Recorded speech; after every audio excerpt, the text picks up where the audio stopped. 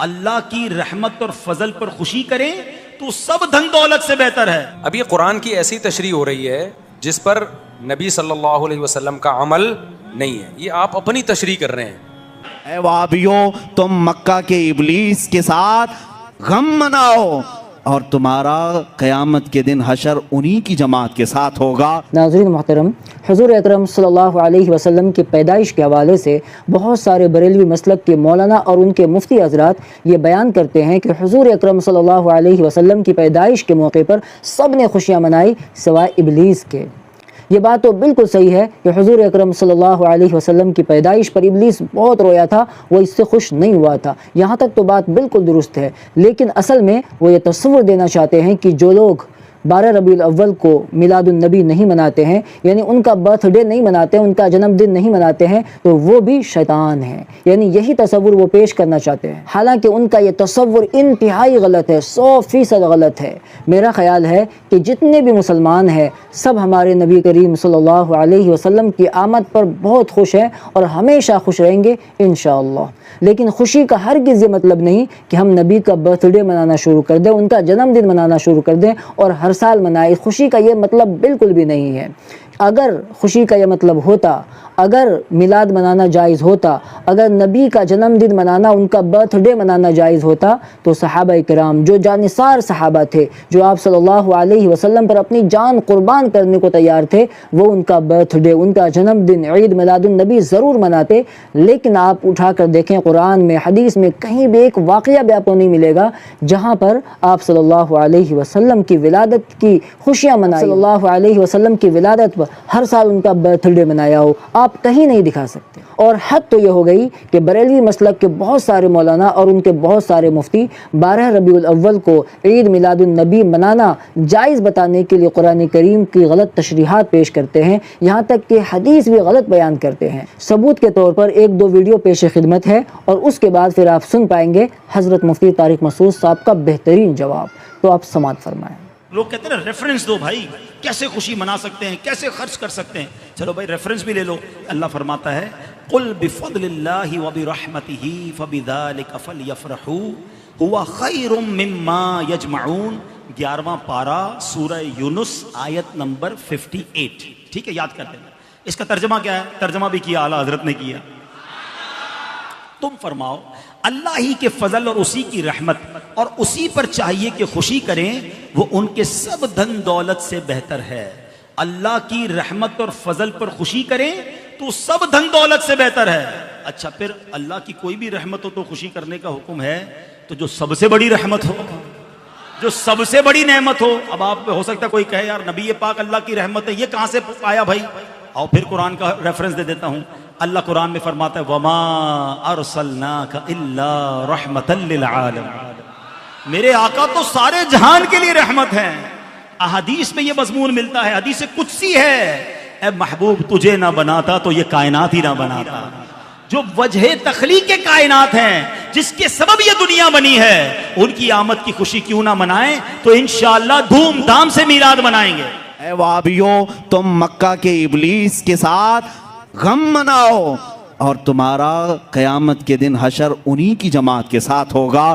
ہم آج کمکمے بھی لگائیں, جھنڈے بھی لہرائیں, 12ویں شب کو علل اعلان کہیں کہ آئی نئی حکومت, سکہ نیا چلے گا, عالم میں رنگ بدلا صبح شب ولادت. ہم اس فخر کے ساتھ کہیں گے, اس لیے کہ مدینے والی قوم کے طریقے پر ہم نے کیا ہے, اور رسول نے فرمایا جو جس قوم کی مشابہت کرتا ہے قیامت کے دن وہ اسی کے ساتھ اٹھایا جائے گا. فخر کرو, قیامت کے دن انشاءاللہ ہم سب مدینے والوں کے ساتھ اٹھائے جائیں.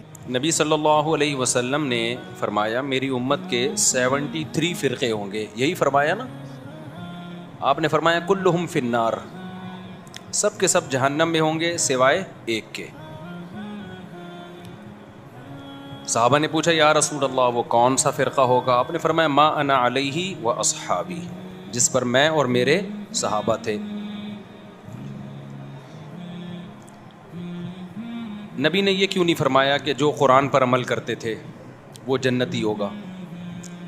یہ کیوں نہیں فرمایا کہ جو قرآن اور حدیث پر عمل کرتے ہیں وہ جنتی ہوں گے؟ یہاں قرآن کا تذکرہ نہیں ہے, بلکہ آپ نے فرمایا جس پر میں اور میرے صحابہ. وجہ اس کی یہ ہے کہ کیونکہ یہ 73 فرقے اسلام کی طرف منسوب ہوں گے نا، تو قرآن کو تو سب مانتے ہوں گے، کیونکہ اگر قرآن کا انکار کر دیں پھر تو اسلام رہا ہی نہیں نا، پھر تو اسلام کے فرقے تھوڑی ہوئے. تو ان میں ہر شخص سہارا قرآن سے لے رہا ہوگا، دلائل کہاں سے دے رہا ہوگا؟ قرآن سے. تو نبی کی حدیث کا مطلب یہ ہوا کہ ان کی قرآن کی آیتوں سے متاثر مت ہونا، بلکہ دیکھنا میرا کس پر عمل تھا، کیونکہ قرآن سب سے زیادہ سمجھنے والا میں اور قرآن پہ سب سے زیادہ عمل کرنے والا میں. تو قرآن کی آیت کی کوئی ایسی تشریح اگر کر رہے ہیں جس پر میرا عمل ہی نہیں ہے، اس کا مطلب وہ تشریح غلط ہو رہی ہے. جیسے ربیع الاول میں ایک دلیل دی جاتی ہے، قل فبذالک قل بفضل اللہ وبرحمتہ فبذالک فلیفرحوا. اللہ سورہ یونس میں فرماتے ہیں ہم نے تمہیں قرآن کی نعمت دی تو تمہیں چاہیے کہ اس پہ خوش ہو جاؤ. اب لوگ کہتے ہیں اللہ تو کہہ رہے قرآن کی نعمت پہ خوش ہو جاؤ، تو نبی کی نعمت پہ تو اور زیادہ خوش ہونا چاہیے. تو نبی کی نعمت ہمیں ربیع الاول میں ملی ہے تو ہمیں ربیع الاول میں کیا ہونا چاہیے؟ خوش ہونا چاہیے. اب یہ قرآن کی ایسی تشریح ہو رہی ہے جس پر نبی صلی اللہ علیہ وسلم کا عمل نہیں ہے، یہ آپ اپنی تشریح کر رہے ہیں. کیونکہ قرآن کا اگر یہ مطلب ہوتا تو سب سے پہلے ربیع الاول میں نبی خوش ہوتے اور خوشی مناتے، پھر صحابہ خوش ہوتے اور خوشی مناتے. ہم تو دیکھ رہے ہیں نہ نبی نے خوشی منائی نہ صحابہ نے خوشی منائی. اب اس آیت کا مطلب کیا ہے؟ اس آیت کا مطلب یہ بھائی تمہیں قرآن کی نعمت ملی ہے، خوش ہو جاؤ. کسی بھی ٹائم پہ خوش ہو سکتے ہو آپ، اور خوشی منانے کا تھوڑی قرآن کہہ رہا ہے. خوش ہونا الگ چیز ہے، خوشی منانا الگ چیز ہے. ہم جب بھی قرآن کا سوچتے ہیں ہمیں خوشی ہوتی ہے.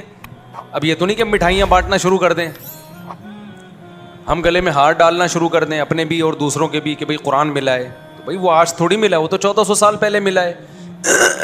اور اب ہم پڑھتے ہیں تو خوش ہوتے ہیں. خوش ہونا ایک الگ چیز ہے، خوشی منانا ایک الگ چیز ہے. میں آپ کو بتا دوں کہ حضرت مفتی طارق مسعود صاحب اور شیخ الاسلام حضرت مفتی تقی عثمانی صاحب کے استاد و شیخ حضرت مفتی رشید احمد صاحب لدھیانوی رحمۃ اللہ علیہ کی ایک کتاب ہے جشن ربیع الاول محبت کے آئینے میں. اس میں حضرت لکھتے ہیں کہ علامہ مغلطائی رحمہ اللہ تعالیٰ نے 2 ربیع الاول قرار دی ہے حضور صلی اللہ علیہ وسلم کی ولادت مبارکہ، مگر حضرت ابن عباس و جبیر بن مطعم رضی اللہ عنہم سے 8 ربیع الاول معصور ہے، اور یہی اکثر محدثین مورخین کا مختار ہے. اور میں آپ کو یہ بھی بتاتا چلوں کہ حضرت رحمہ اللہ تعالیٰ حساب کے بہت ماہر تھے، ماہر فلکیات تھے. انہوں نے نبی کریم صلی اللہ علیہ وسلم کی 63 سالہ زندگی کو سامنے رکھ کر اور آخری حج کو سامنے رکھتے ہوئے اس بات کی تحقیق کی ہے کہ 12 ربیع الاول کسی حساب سے بھی نہیں بنتا ہے. اور یہ لوگ جشن عید میلاد النبی مناتے ہیں 12 ربیع الاول کو، جو کہ سراسر فضول حرکت ہے. تو اس بدعت سے ہر مسلمان کو بچنا چاہیے. اس ویڈیو کو زیادہ سے زیادہ شیئر کر دیں تاکہ لوگوں تک صحیح بات پہنچے.